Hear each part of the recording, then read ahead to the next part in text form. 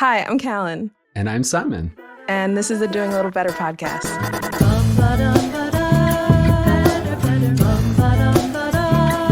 What are we doing here, Simon?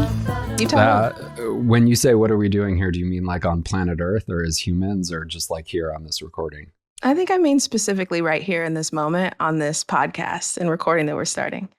That is a very good question and probably a good place to start.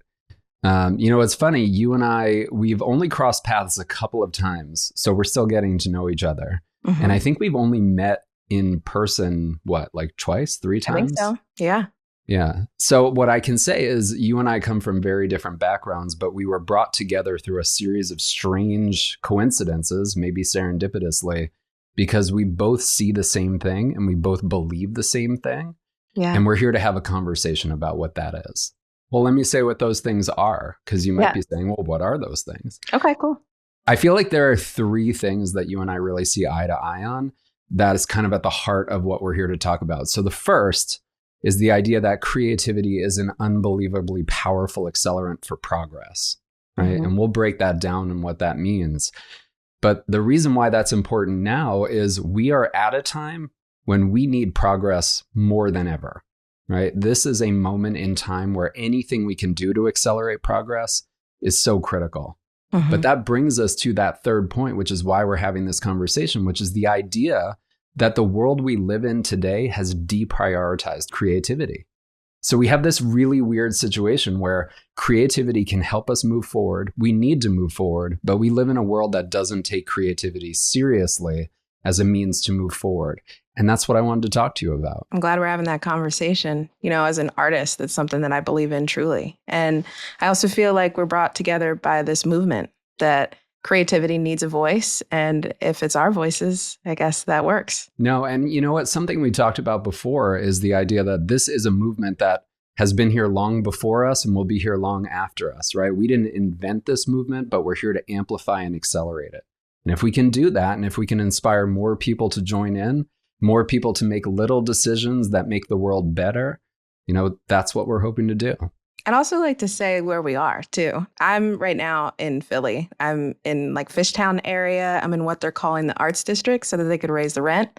And I love it here. I love Philadelphia. I think it's a home for artists. So us having this conversation here makes sense. And I hope it champions all the artists around me. Yeah. No, I appreciate that. I'm also in Philadelphia, though technically just outside the city. Yeah, I mean, tax-wise, I'm not in the city, but school district-wise, I'm not in the city. Cool. But ultimately, this conversation is an experiment, right? So we are big believers in the scientific method. We're big believers in the idea that we don't know everything. We know what we know, but we're also here to learn, right? So we're going to work our way through this conversation of unpacking how creativity can be an accelerant to progress, why creativity isn't being taken seriously, and how folks can use it both in their personal lives and also as businesses, no matter the scope or scale, to use it to move forward.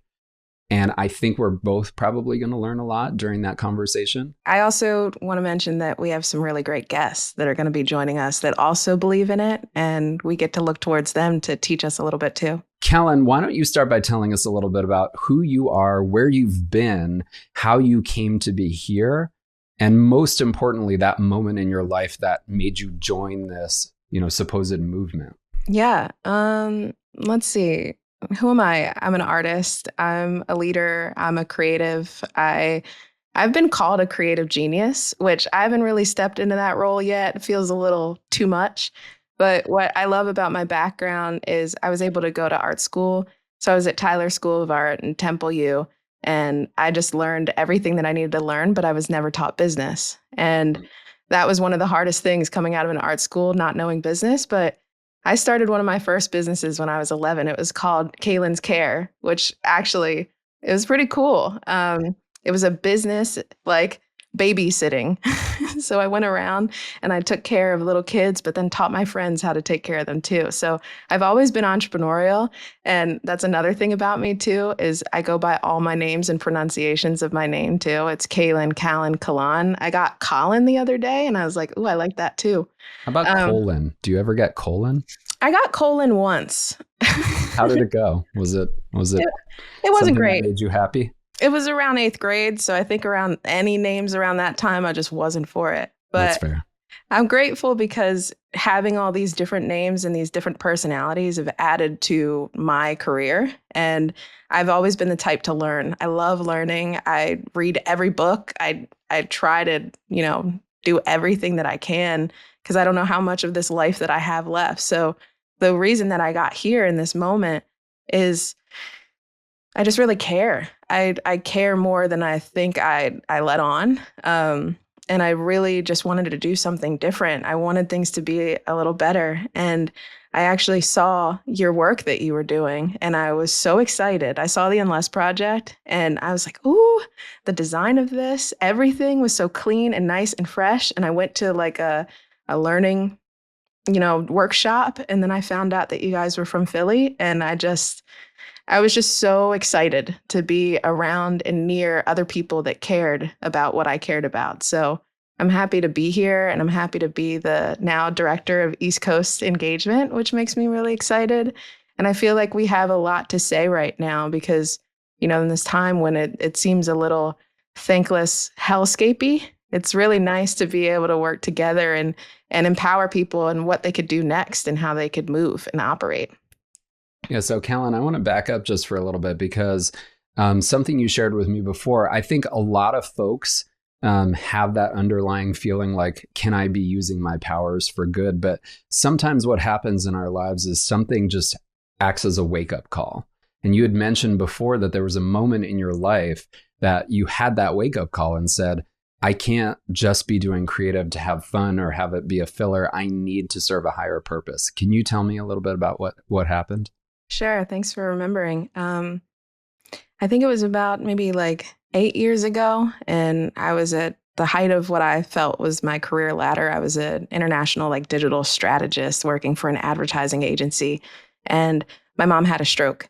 And in that moment, when I realized her whole ability, everything that she was able to do was gone. She'd lost her left side of her body. She went into paralysis and she went blind in her left eye.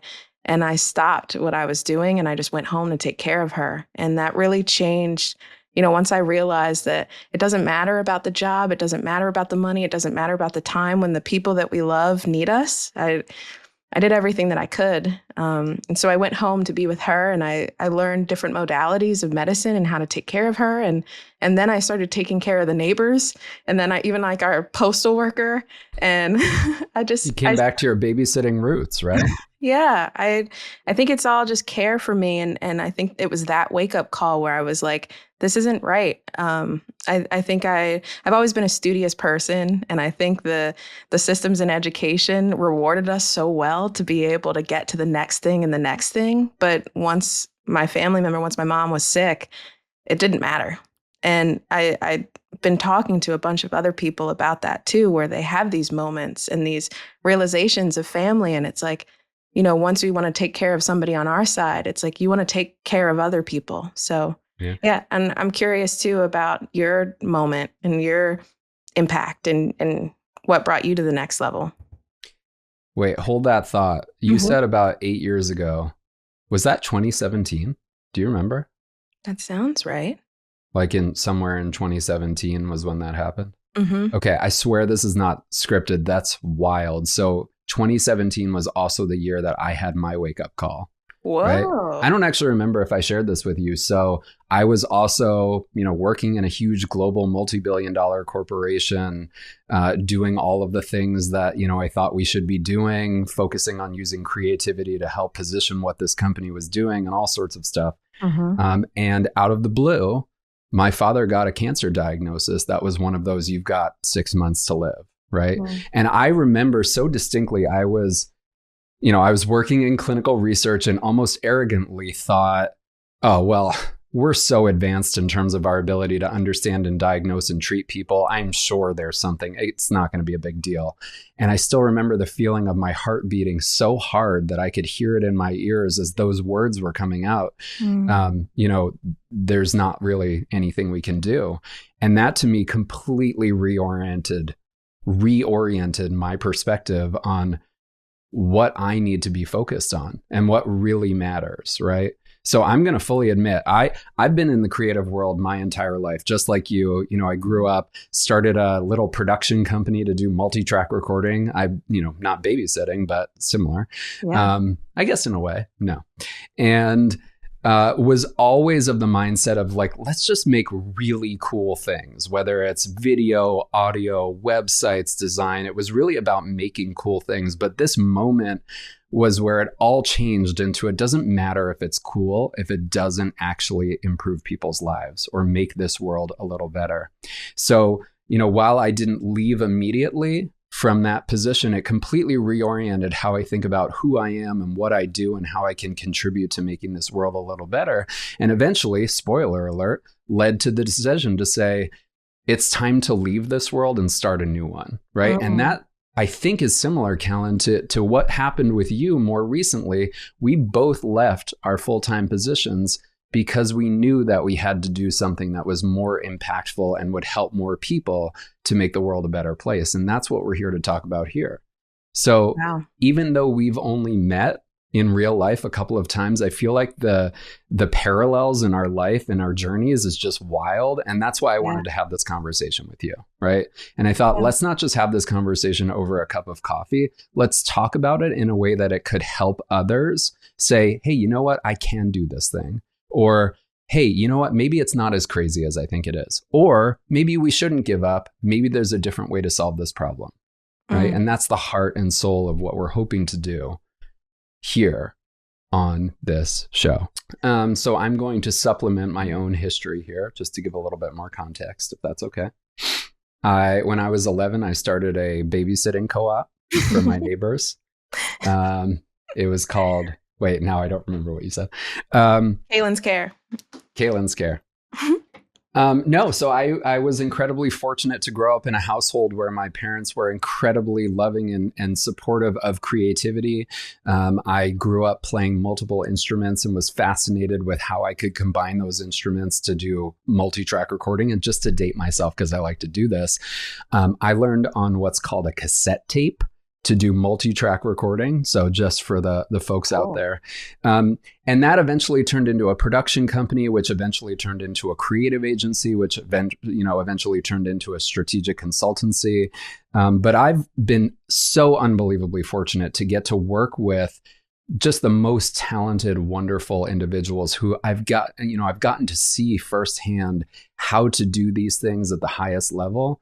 I'm a really big believer in the apprentice model, especially when it comes to the creative world. There is nothing like seeing it in action and doing your own project. In fact, I would argue this is probably way too much for this conversation, but that is how jazz artists learn how to play jazz, which is not, I'm going to read it off of a, written piece of paper, a written piece of music. I'm going to listen to a solo that I loved, and I'm going to try to recreate it.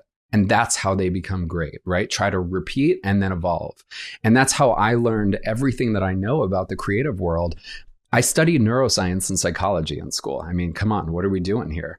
But what I've seen is that just like therapy is an unbelievably powerful tool for folks to get unstuck in their own personal lives, creativity has that equal power for organizations, right? And so in the craziest possible sense, what we're essentially building here is therapy or brand therapy for organizations that have really high potential, but are getting stuck just as we as humans get stuck in our own minds.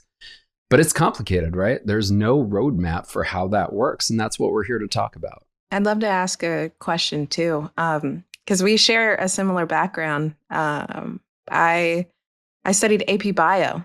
Mm-hmm. So a lot of my background was in research and then design thinking, became something that I was really excited about. And then the apprenticeship model, that's all that I live by. And I'm just wondering, with all of that background and all of the, the areas, also music too. I'm a music artist. So it's interesting hearing the freestyling, the compilation of these things. I'm just wondering, with a little better, how did you come up with that name? Like, what made you decide, like, this was the name? Did you have other names when you were thinking about this? Or did that just hit you right away as like, this is it?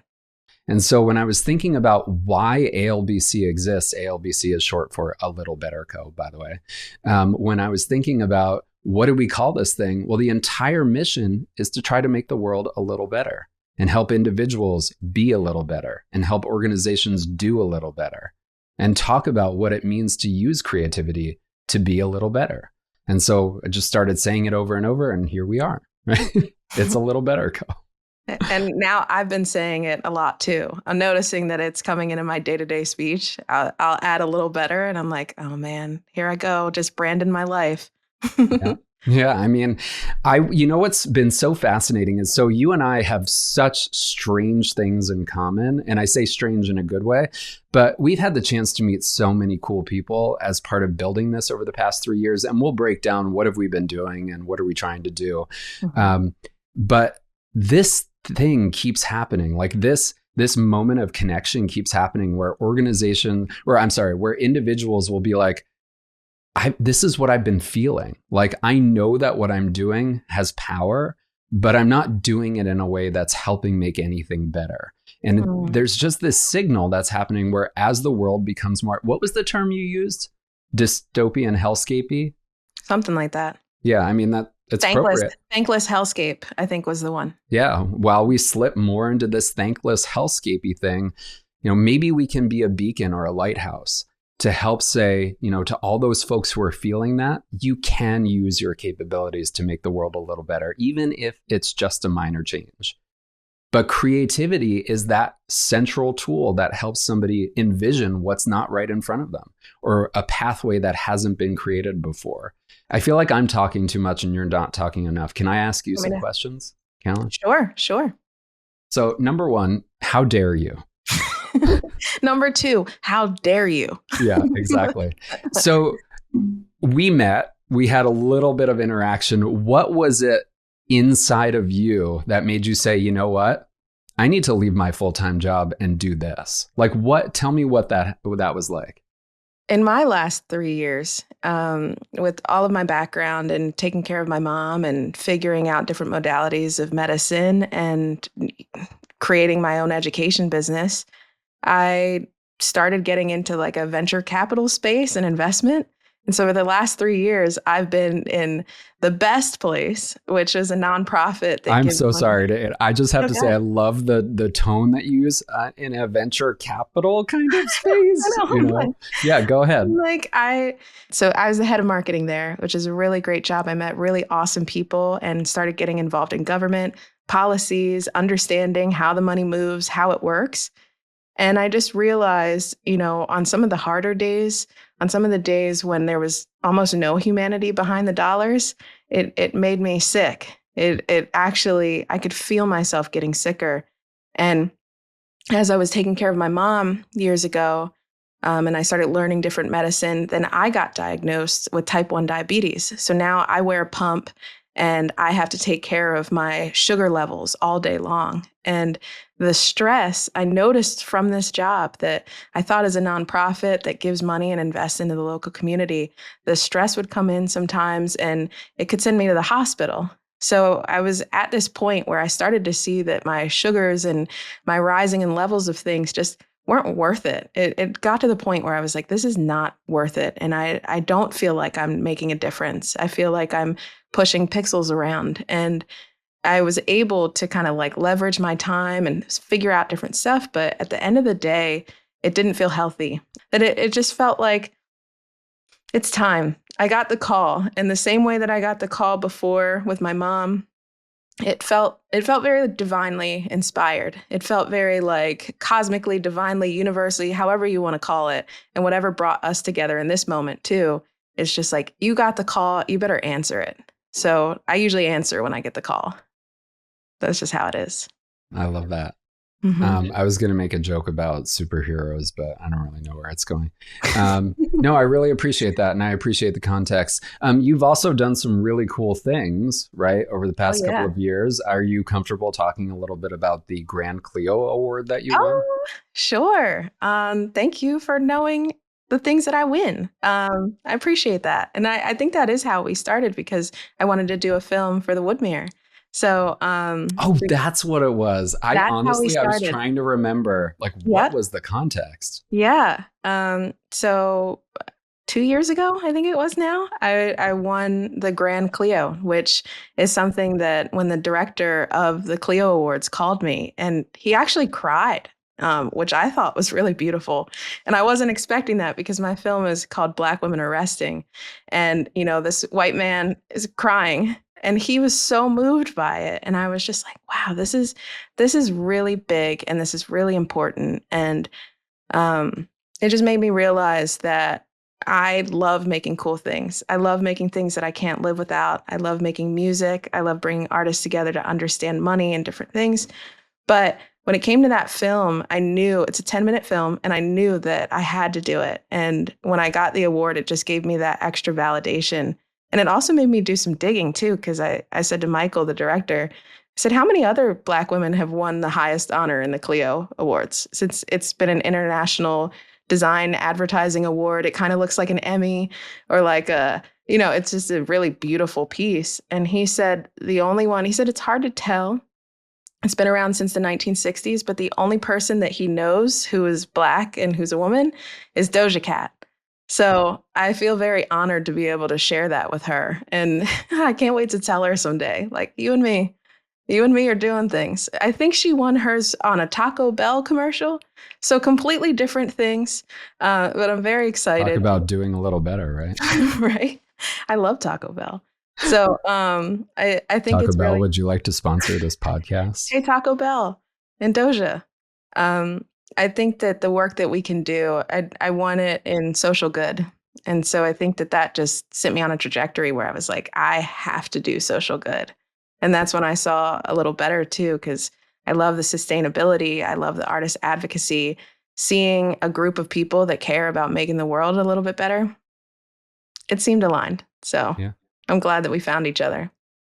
Well, so as you talk about, you were able to produce a documentary and it was award winning. I think about some of the successes I've had and just such in a different realm. And part of what I'm excited about in partnering with you in this is we really do come from these different worlds. And by the way, I don't know if this is okay, but you mentioned, right, white male, you're a Black Mhm. woman. Yeah. We obviously have had very different experiences and see different. So I also want to learn as part of this podcast. What do I know? What don't I know? What am I assuming is easy versus what's not actually easy? And the disconnect between the way I tell a story and the way you tell a story and what resonates. But one thing I was thinking about is a lot of my successes have dealt in helping organizations make crazy amounts of money. But what I can't look at are things that have inspired people to change their behaviors, change their attitudes, adjust what they're doing to try to make a positive impact, et cetera. And so part of this for me, when we look at where is ALBC headed, is we've spent the past 3 years working with organizations of all shapes and sizes to understand what makes a really solid positive impact venture. And also, why did those ventures get stuck? Where did they get stuck? Why are so many good ideas falling by the wayside? In fact, the stat I most recently heard was that 90% of startups will fail. 90% of startups will fail. And while, to be honest with you, I couldn't care less if they're startups that are trying to sell us different shoes or clothes or some fast fashion or whatever the case is, different cars. What I do desperately care about is that so many of those startups have really cool, new and novel ways to solve some of the challenges that are turning this world that we live in. I don't even know how to say it. I was going to say dystopian hellscape again, right? So many good ideas that could make this world a little better are stalling and failing out because of things that we could solve with creativity, right? And one of the things that I really wanted to break down in this conversation and in this podcast and in this series and in our organization as a whole is what those stall points are and how creativity can help organizations get past them. Right? Because the fantasy scenario is that for all the folks out there who say, you know what, there's a better way to do this, or you know what, I've got a solution that's completely different, but could actually make a much bigger impact. We want them to have everything that they need to be successful. That's what we're trying to do here, right? But even for individuals, like I think about all the people out there who have a decision to make of, should I make the decision that's best for me and my short-term profitability, for lack of a better term, or should I make the decision that's best for my community, or the folks that I don't even think about, in my day-to-day life, but that this decision impacts, right? So Yeah. hopefully we can also help folks go from this, to this. I love that. Of that stat of the 90%, that the failure of these startups usually happens in the first 2 to 3 years. Mm-hmm. And something that I would love to gain from this podcast is, as a Black woman, I haven't really relied on my community that much. I usually give to the community, but I haven't let the community take care of me. And I wonder too if there's some sort of parallel with a lot of these businesses where we could start to open up ourselves and understand that there's a whole network of people out here to help us. And we don't have to take things so silently and alone, that if you're struggling or if you're stuck, there are ways to efficiently move through this. So I love what we're doing here. I'm really excited to learn. And I hope that this conversation, just keeps going. I hope that more people talk about the simple ways and the easy and effective ways to change this. So, and I'm going to be completely honest, whether or not this makes it into the cut or not, I am not the person who likes to be in front of the camera. This is very uncomfortable for me. I like to be behind the camera, but this conversation's too important not to have in a public forum that could eventually help people, right? So this podcast is doing a little better, right? And it's a conversation about the power of creativity as an accelerant for progress. The whole premise is that we live in a world that prioritizes profit over progress and predictability over bold ideas. And creativity is the thing that could make those bold ideas tangible. It could make, the things that we say, I don't really get how we could do this or pull this off, into, we have to do this. Of course we can pull this off. It separates those who get stuck and go, I just don't know if we can do this, to those who make it and eventually make the world a little better. And so in this series, at a time when progress is needed more than ever, at least in our lifetimes, we are here to explore why great ideas stall, how creativity gets them moving, and what the most successful change makers are doing to use creativity to turn their ideas into impact. So let's talk about it. So that's what we're here to do. So Callan, let me ask you, what are you hoping will happen as a result of this as we move our way through the conversation, breaking down each of these parts, following the scientific method? What are you hoping will happen? I really want people to expand their minds, to be open to progress, to not be afraid of it. I'm hoping that through this time when people seem very scared and very, as you start to get scared, you get tighter and you penny pinch and you are afraid. And I get that. The same way that I took care of my mom, she was scared. But now my mom is driving and I'm scared. I'm like, wow, you're doing so many things. You're fantastic. She's back in the community doing everything that she needs. So I think in a time when we really all need to be cared for, I just hope that this podcast allows to be a little bit of that like softening that, we've got this. I hope that it's a positive reflection on that the people are coming together, that the world is creating the balance.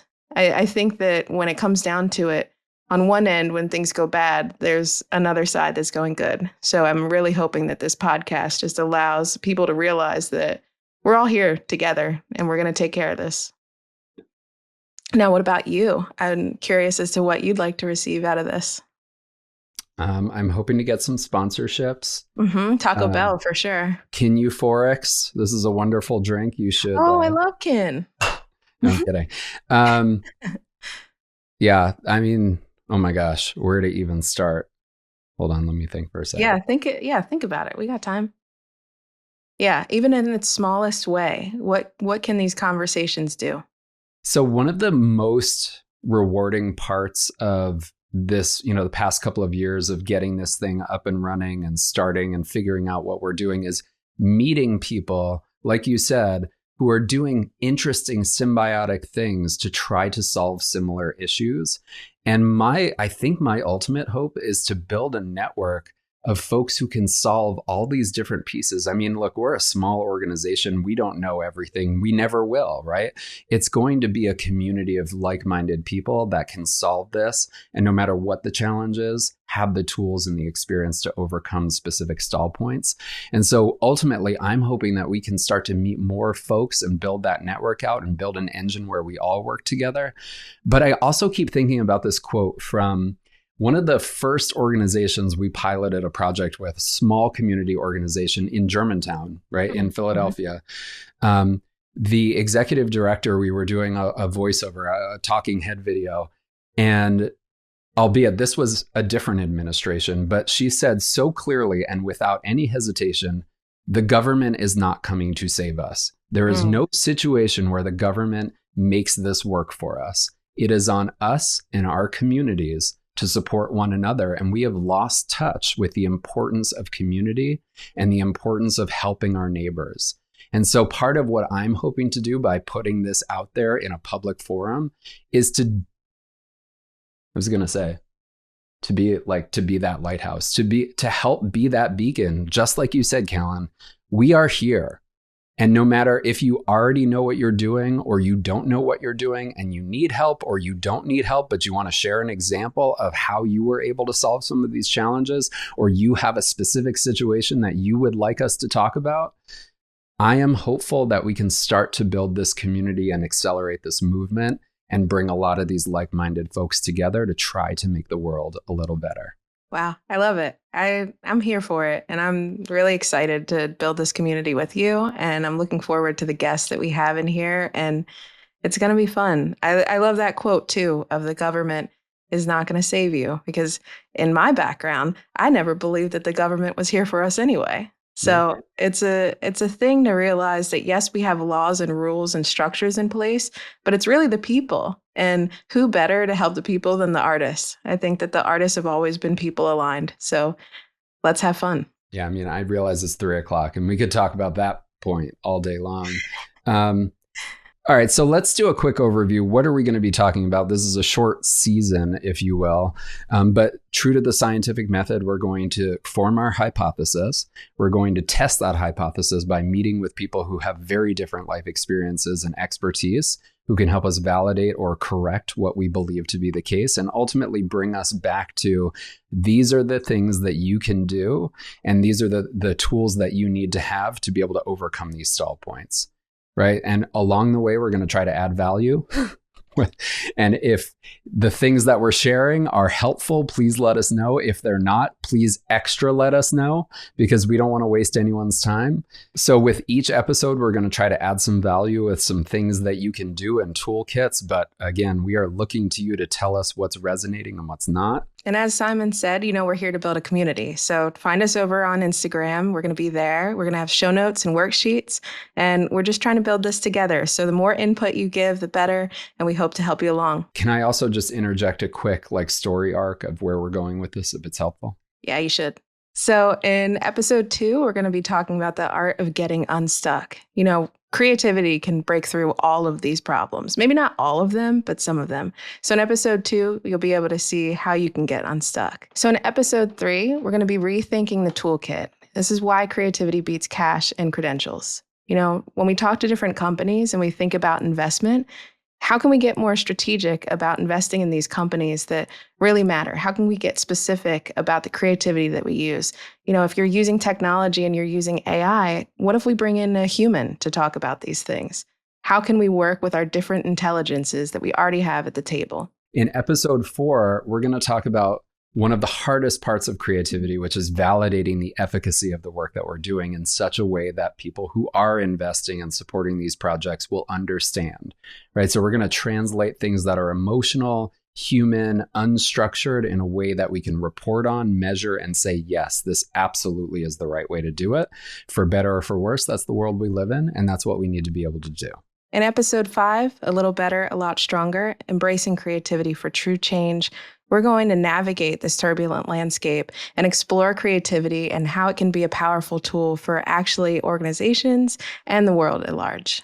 In episode 6, we're coming back together. It's going to be Simon and I again, and we're going to talk about everything that we just learned and how it all matters. Whether our hypothesis was right, whether we're wrong, whether we changed it a little bit, we're going to talk about it. And Fun. I can tag off that because the scientific method is about testing and evolving. And ALBC at its core has been a constant evolution, new ideas, new ways of testing, new approaches. And this is the latest test. And I believe, and I think you believe, that we're on to something, but we're here to learn and validate whether or not we are correct or if we need to pivot, right? So we are looking to the community as well to help inform. Are we talking about the right things? Are we acknowledging the right things? Are we arming you with the right tools? Are we giving you the right knowledge? Do we need to shift how we think about this, talk about this in such a way that this really empowers individuals, organizations, large-scale enterprises to do a little better?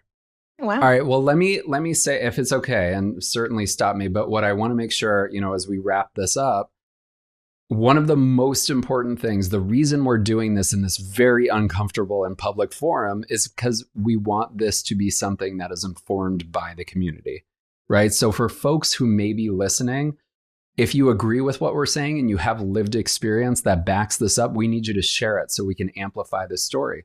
But if you also disagree with what we're saying or have a completely different perspective, even more so, we need you to share it so we can get better and provide better advice to the community. If you download one of our worksheets and you feel like it was incredibly helpful, let us know so we can amplify it. Or if you felt like it didn't hit the mark for you, again, we want to know. So we are looking to you to join us and tell your own stories to help us do better, and even ask if you want us to talk about anything in particular. Hopefully we can continue to extend this. And if you have a specific topic or a question or a situation you want us to address, let us know. As Simon said, tell us, talk to us. We're going to be over on Instagram at A Little Better Co. Simple, easy enough. And comment, like, repost, enjoy. We're going to be here. We're also going to be out in the space in Philadelphia at different events. So you'll be seeing us. This won't be the last time. And we look forward to making connections with you. Yeah, because here's the thing, right? The more we amplify the right ideas, the faster we can move towards a future that's actually worth fighting for. So let's do it. Let's make it happen.